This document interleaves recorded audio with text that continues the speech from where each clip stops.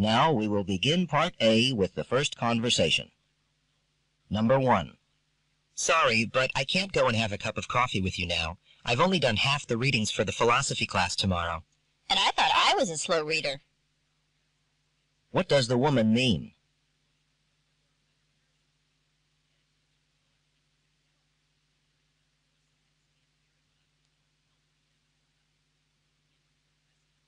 Number 2. I entered one of my new photographs in the newspaper's contest. If it's anything like the others you've shown me, I'm sure you'll come out on top. What does the man mean?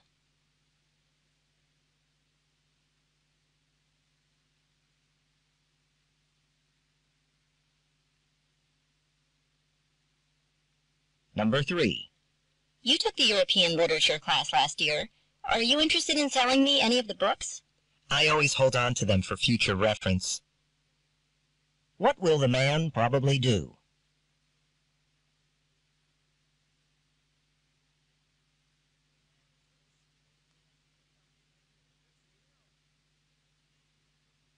Number 4. I haven't heard from Janet since she entered medical school. I wonder how she's doing. Well, I understand she gave our department secretary her new address and phone number. Why don't you try to get in touch with her? What does the woman suggest the man do?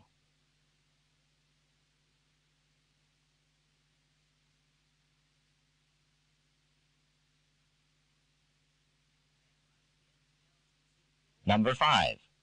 Hi, I have a map of the campus, but I still can't find the building with the new sculpture exhibit in it. Can you tell me how to get there?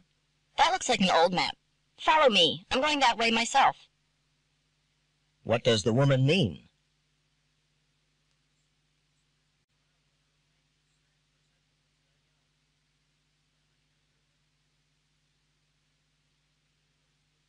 Number 6. I just got my traveler's checks for the trip to California. I hope $300 will be enough. I guess I'd better do that before Friday, huh? Maybe I can get to the bank tomorrow after physics class. What can be inferred about the woman?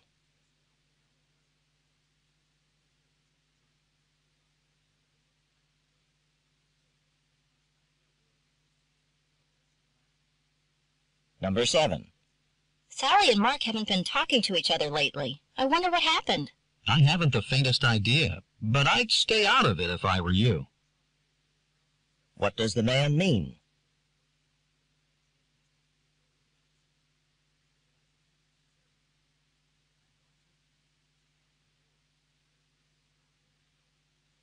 Number 8. Did you hear that my parents are planning a trip to Vancouver? What, Philip? What does the woman want to know?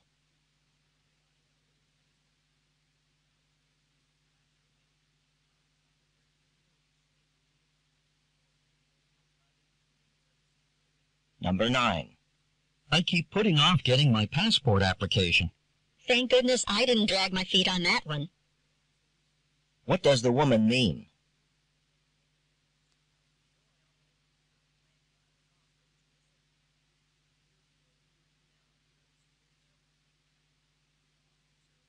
Number 10. How about a couple of sets of tennis this weekend? I don't know. My game's a little rusty. What does the man imply?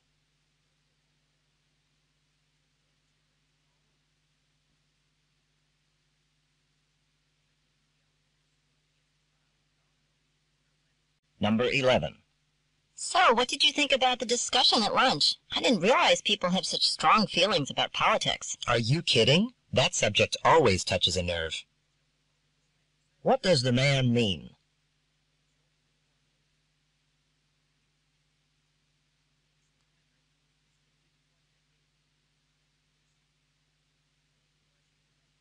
Number 12.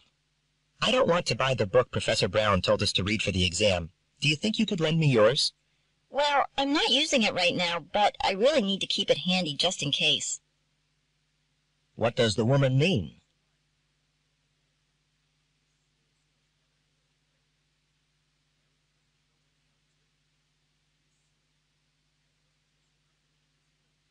Number 13.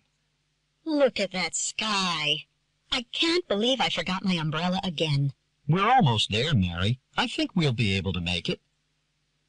What can be inferred about the weather?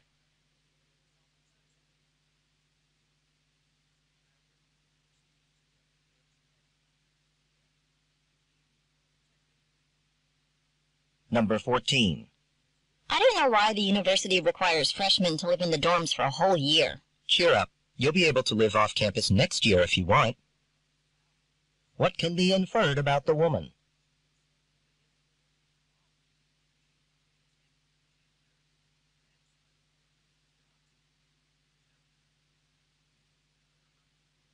Number 15. So you and Julie are no longer roommates.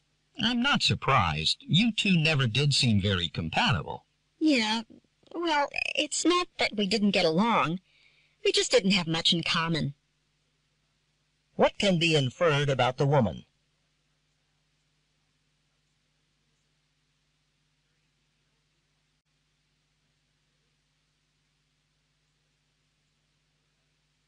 Number 16. The glare was so intense, even my sunglasses didn't help. Look, if you take Route 27 in the late afternoon, you're driving straight into the sun. I'd consider an alternative. What does the woman suggest the man do?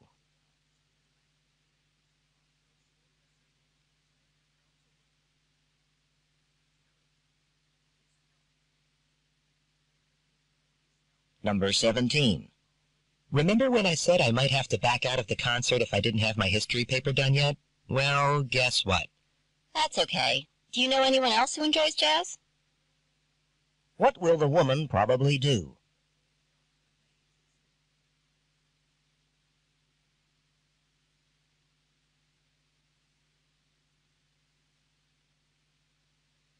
Number 18. Personally, I've never cared for the food at Sullivan's. I think it all depends on the chef's mood that day. What does the man imply?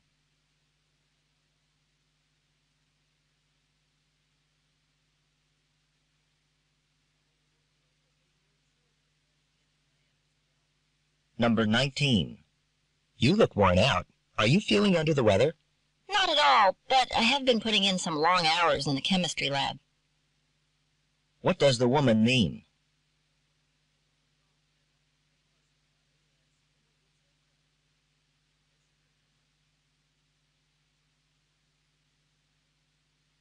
Number 20. I think this coat is a great color, and the price is certainly right. How about the weight, though? Remember, we're supposed to have a really severe winter this year. What does the man imply about the coat?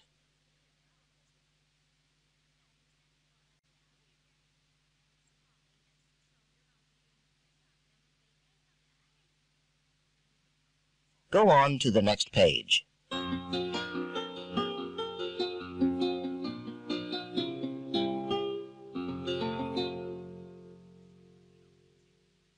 Number 21. Michelle, this is Jeff, our new reporter. Would you have some time today to show him around? You know, introduce him to the others, make him feel at home. I'd be happy to. Then after lunch, I can set him up at his desk so he can get to work. What will Jeff probably do after lunch?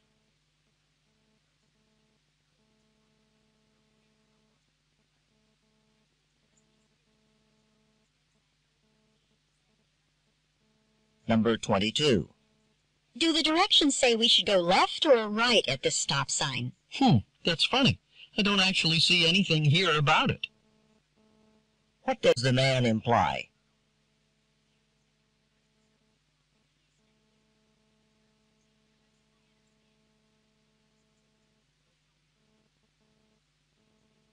Number 23. Someone told me the new restaurant on Grant Street is pretty good. The atmosphere is wonderful. But what's more important to you? Good food or a nice atmosphere? What does the man imply?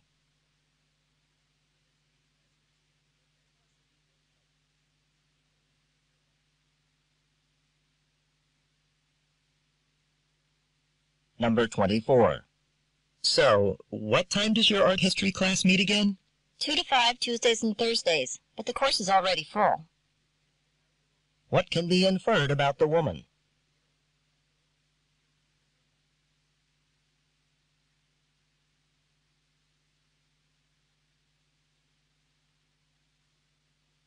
Number 25.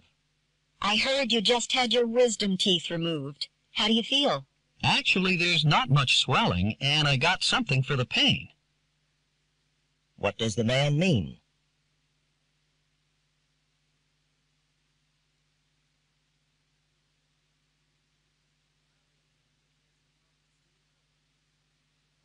Number 26. I read that enrollment in the School of Business is on the rise. Well, that's been the trend for several years now. What does the woman imply?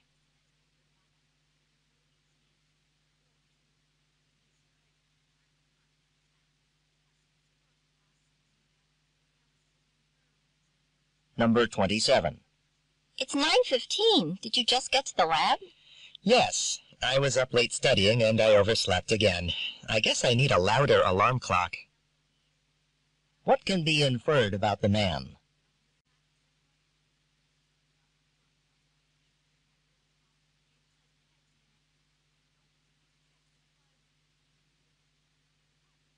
Number 28.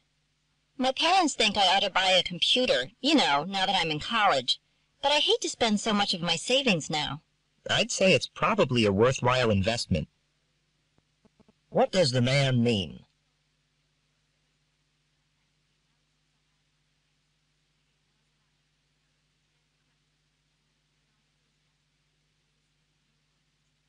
Number 29. Do we need to get the concert tickets in advance? There may be some for sale at the door at a higher price. What does the woman say about the tickets?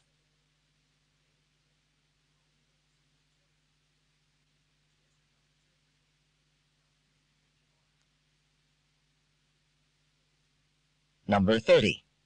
Are you free tonight? I'm meeting a few friends at the restaurant on Main Street. Oh, I'd love to, but I already have dinner plans for tonight. Another time, perhaps? What does the woman mean?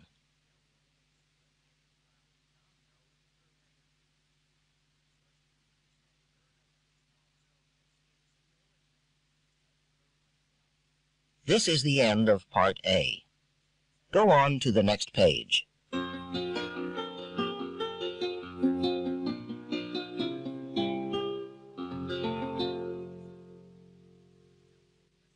Now read along as the directions for Part B are being read. The test continues on side 2.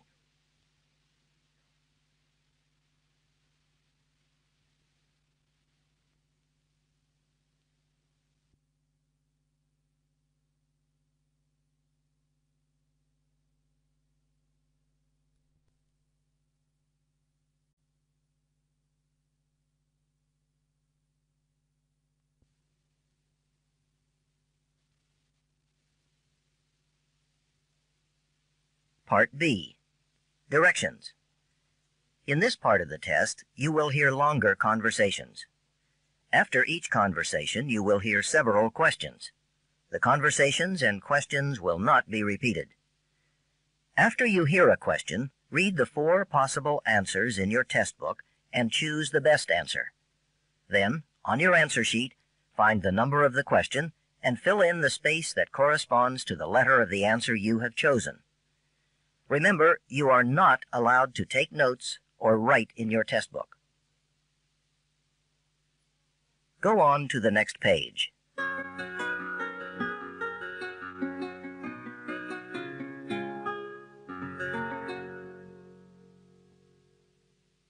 Now we will begin Part B with the first conversation.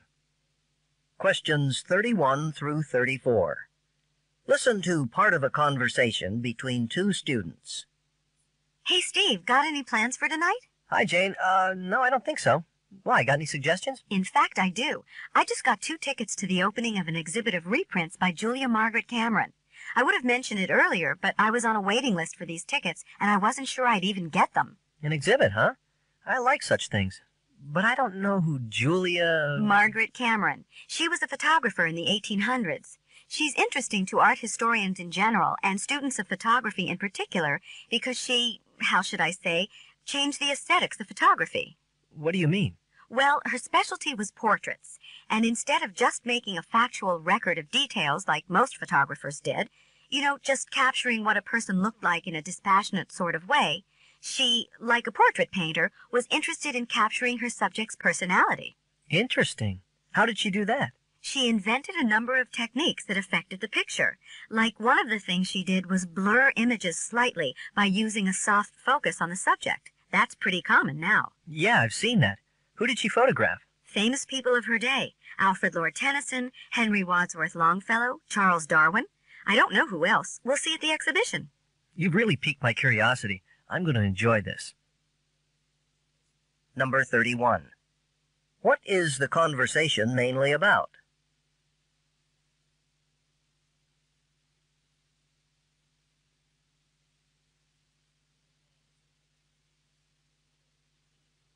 Number 32.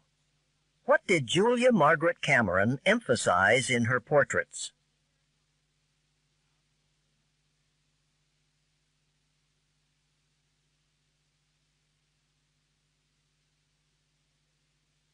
Number 33. According to the conversation, what unique photographic technique did Julia Margaret Cameron use?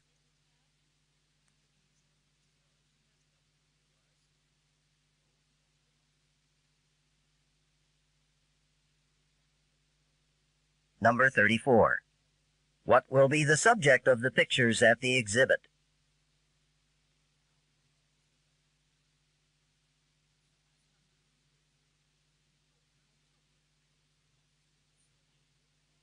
Questions 35 through 38. Listen to a conversation between two students. Do you want to go to the movies with us on Saturday? Thanks, but I have to start my research project. I'm taking that same anthropology course you took with Professor Grady. The one on ethnographic interviewing? Oh, good. I'm sure you'll get a lot out of it. I have to admit, the word ethnography scared me a little at first. It seemed so technical.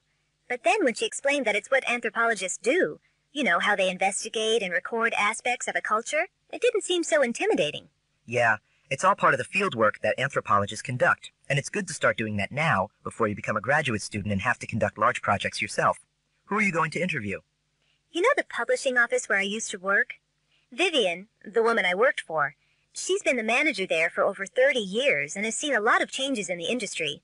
I thought I'd start out by interviewing her about how the people in the office interact with each other and with outside clients. Isn't it funny how we used to think that anthropologists only studied foreign cultures and had to travel halfway across the world to do it? The best part of that course is that it shows you that ethnographic research can also be done on familiar ground. Yeah, I got the idea for my project from reading Robert Marshall's study of office life, and I realized I already had some background in that. So far, I'm really enjoying this course. Number 35. What is the conversation mainly about?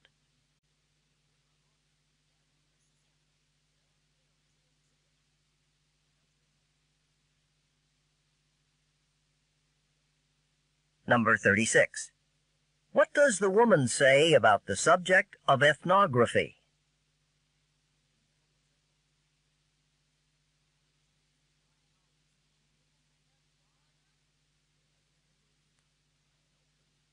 Number 37.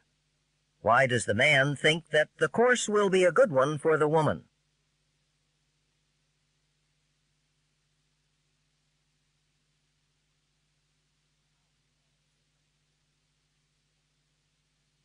Number 38.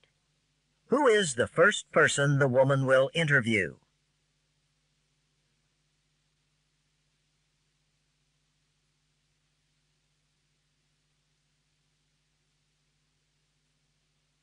This is the end of Part B. Go on to the next page.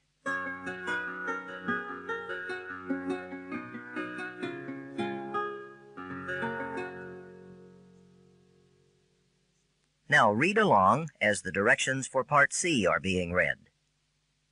Part C. Directions. In this part of the test, you will hear several short talks. After each talk, you will hear some questions. The talks and the questions will not be repeated. After you hear a question, read the 4 possible answers in your test book and choose the best answer. Then, on your answer sheet, find the number of the question and fill in the space that corresponds to the letter of the answer you have chosen. Here is an example. On the recording you hear, listen to an instructor talk to his class about a television program. I'd like to tell you about an interesting TV program that'll be shown this coming Thursday. It'll be on from 9 to 10 p.m. on Channel 4. It's part of a series called Mysteries of Human Biology. The subject of the program is the human brain, how it functions and how it can malfunction. Topics that will be covered are dreams, memory, and depression. These topics are illustrated with outstanding computer animation that makes the explanations easy to follow. Make an effort to see this show. Since we've been studying the nervous system in class, I know you'll find it very helpful. Now listen to a sample question. What is the main purpose of the program?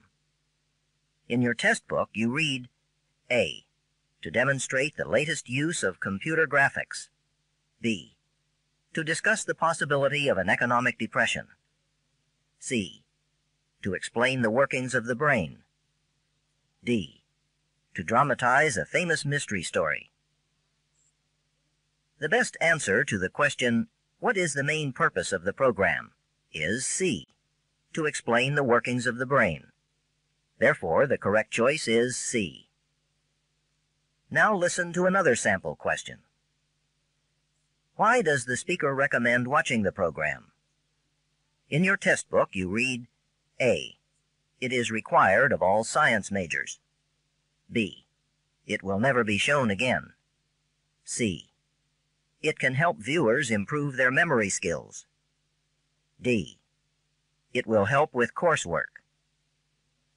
The best answer to the question, why does the speaker recommend watching the program, is D, it will help with coursework. Therefore, the correct choice is D. Remember, you are not allowed to take notes or write in your test book. Go on to the next page.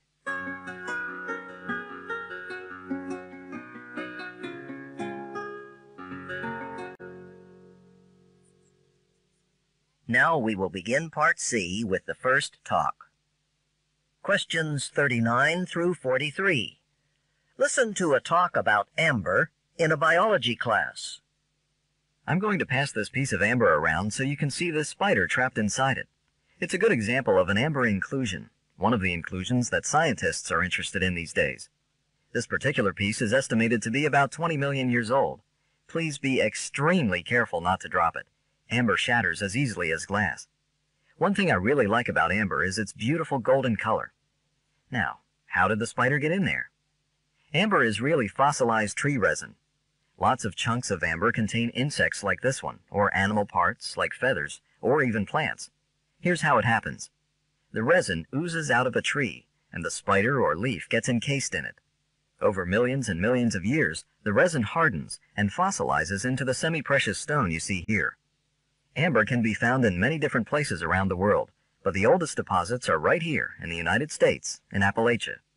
It's found in several other countries too, though right now scientists are most interested in amber coming from the Dominican Republic, because it has a great many inclusions. Something like 1 insect inclusion for every 100 pieces. One possible explanation for this is that the climate is tropical, and a greater variety and number of insects thrive in the tropics than in other places. What's really interesting is that scientists are now able to recover DNA from these fossils and study the genetic material for important clues to evolution. Number 39. Why does the professor pass the amber around to the students?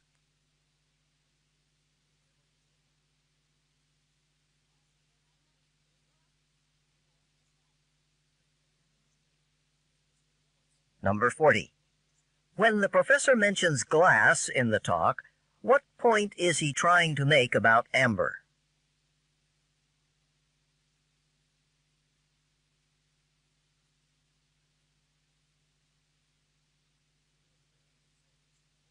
Number 41. What is amber derived from?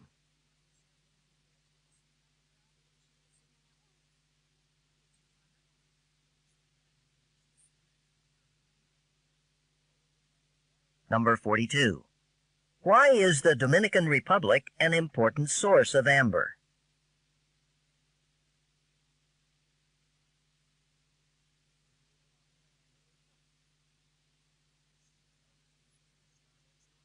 Number 43.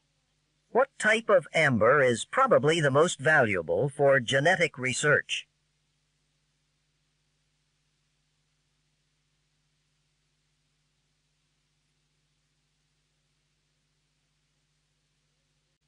Questions 44 through 46.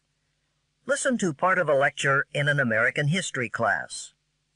Now, we've been talking about the Revolutionary period in United States history, when the colonies wanted to separate from England. I'd like to mention one point about a very famous episode from that period, a point I think is pretty relevant even today.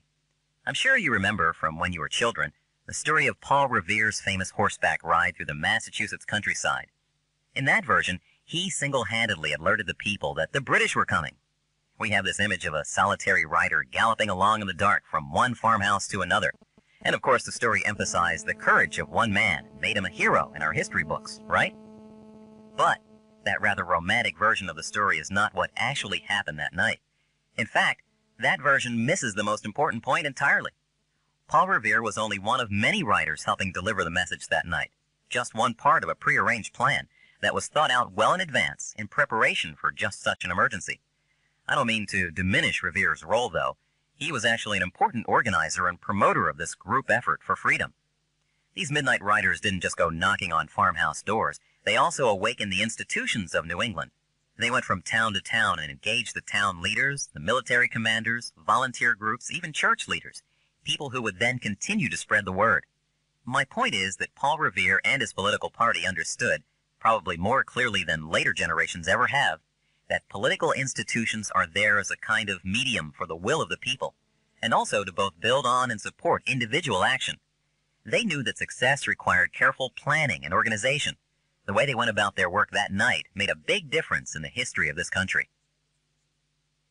Number 44. What does the story of Paul Revere usually emphasize?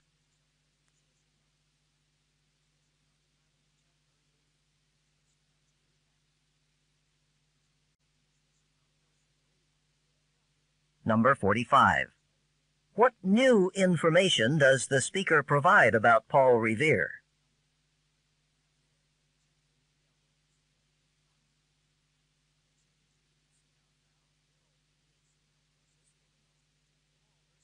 Number 46.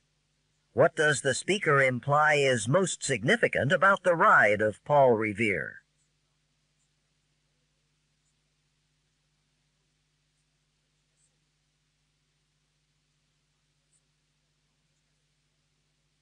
Questions 47 through 50. Listen to part of a talk in a history of science class. Let me warn you against a mistake that historians of science often make. They sometimes assume that people in the past used the same concepts we do. There's a wonderful example that made news in the history of mathematics a while ago.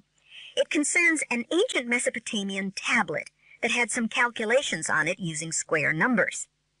The calculations look an awful lot like calculations of the length of the sides of a triangle. So that's what many historians assume they were. But using square numbers to do this is a very sophisticated technique. If the Mesopotamians knew how to do it, and historians started thinking that they did, well, then their math was incredibly advanced. Well, it turns out that the idea that Mesopotamians used square numbers to calculate the length of triangle sides is probably wrong. Why? Because we discovered that Mesopotamians didn't know how to measure angles, which is a crucial element in the whole process of triangle calculations. Apparently, the Mesopotamians had a number of other uses for square numbers. These other uses were important, but they were not used with triangles. And so these tablets, in all likelihood, were practice sheets, if you like, for doing simpler math exercises with square numbers. In all likelihood, it was the ancient Greeks who first calculated the length of triangle sides using square numbers. And this was hundreds of years after the Mesopotamians. Number 47. What is the main purpose of the talk?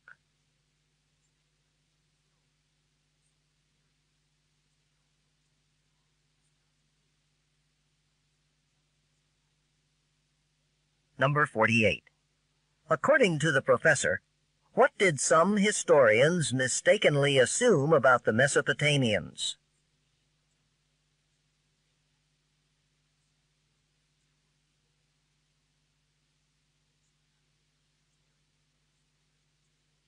Number 49. What was on the Mesopotamian tablet mentioned in the talk?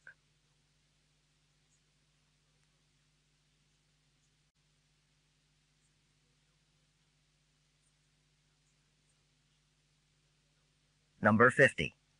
What does the professor imply about the ancient Greeks?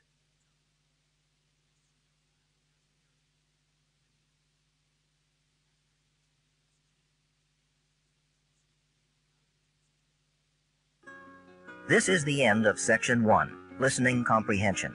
Stop work on Section 1. This is a reminder.